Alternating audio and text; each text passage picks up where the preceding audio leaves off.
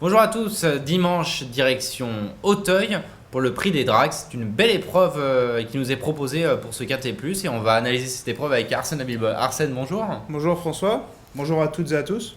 Donc vraiment une belle épreuve, on considère vraiment le prix des Drags souvent comme la consolante du Grand Steeplechase de Paris. Et cette année, il y a pas mal de concurrents qu'on a vus au mois de mai dans cette course, dont ta base, le 14, Scott Kiglot, qui a terminé 5e du Grand Steeplechase de Paris. Oui François, Kotkiglot, descendante de Kotki, la mère de Katko, le grand crack, le rat du prix Morgex à 4 ans, en 2011, elle a de gros moyens. Son essai au plus haut niveau a été, ma foi, très concluant dans le Grand Steeplechase de Paris, 5e. Très bien cool. Et puis elle est aussi deuxième du prix des Drags 2012, donc l'an dernier, derrière Lagounac. Donc j'en fais ma base. De nombreux parieurs en feront leur base probablement.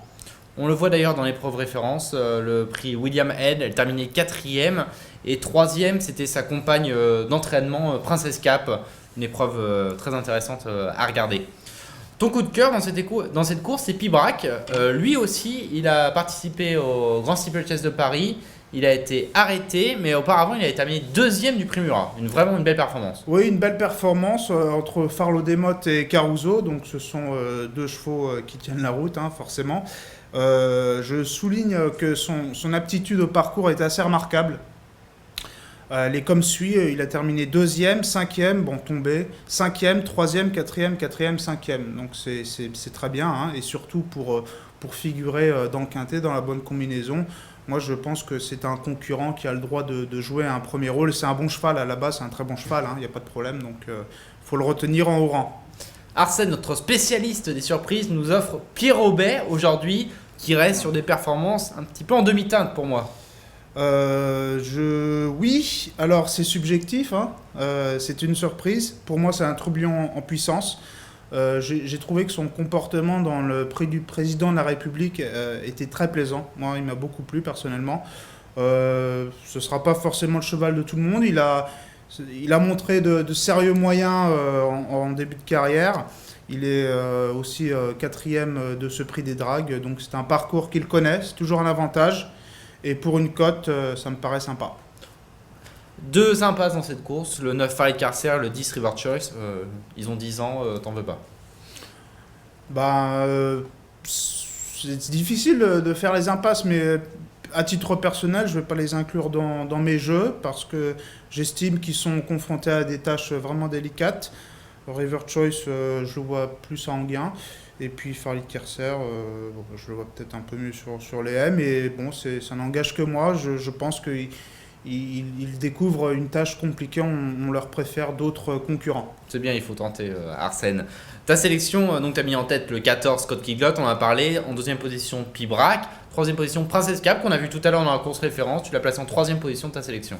Oui, Princess Cap, c'est l'une des rares femelles du lot. Elles sont deux. Elle est également entraînée par Jean-Paul Gallorini.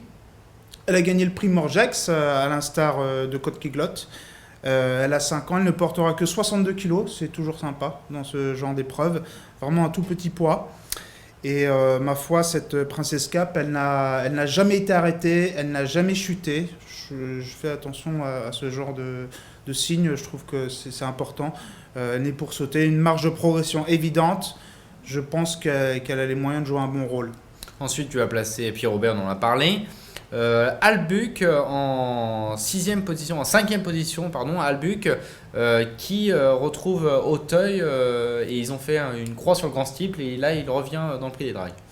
Alors Albuc, le numéro 3, donc lui c'est pareil, c'est comme Princess Cap, il n'a jamais chuté, il n'a jamais été arrêté, il a toujours fait ses parcours.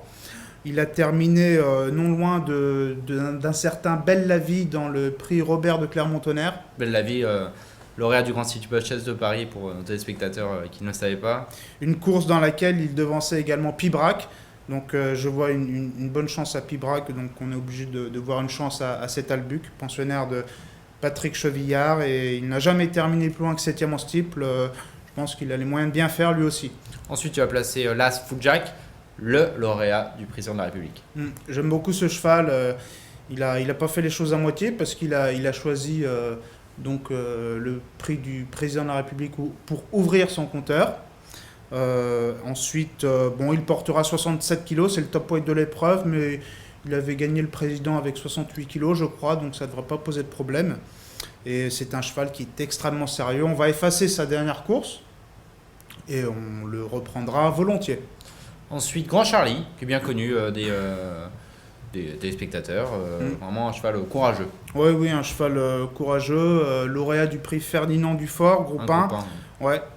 Il a fait 6e donc, de la course référence, le Grand Steeplechase de Paris. Donc ça, c'est vraiment encourageant. Il a réalisé un très bel hiver à Cagnes-sur-Mer.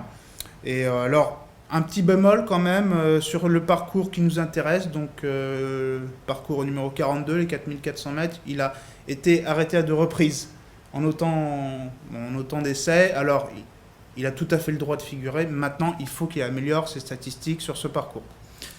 Enfin, un étranger, Sibas. Oui, toujours, j'aime bien les candidatures des chevaux étrangers. Donc on n'avait qu'un dans cette course. Oui, il n'y en avait qu'un, mais moi je trouve ça... moi ça m'impressionne toujours, les chevaux qui viennent d'Irlande, comme ça, d'Angleterre, où les sauts ne sont pas du tout les mêmes sur le steep, c'est un effort différent, ça n'a rien à voir. Et ils arrivent comme ça des fois à faire des super performances à Auteuil, on l'a vu avec les pensionnaires de Willie Mullins. Et ce Sibas, c'est bien ma foi, je m'en méfie. 3e du Grand National de Liverpool, donc 7200 mètres. Donc il a un peu de tenue le cheval. Hein. Donc s'il se retrouve aux avant-postes, il risque de tenir et pourquoi pas figurer à très belle cote sous la montre de Ruby Walsh. Avec Ruby Walsh, il a une musique superbe, 3 victoires ou 4 victoires, une 2e place, enfin c'est du 100%. Donc on s'en méfiera quand même. Arsène, que peux-tu proposer à nos téléspectateurs comme conseil de jeu ? Eh bien en conseil de jeu, on peut essayer un 5 sur 5 sur le turf.fr. Avec pourquoi pas donc le numéro 14 en base, suivi du 5 et du 16 avec 2 croix derrière et les chevaux du champ réduit que sont le 13, le 3, l'As, le 2 et le 4.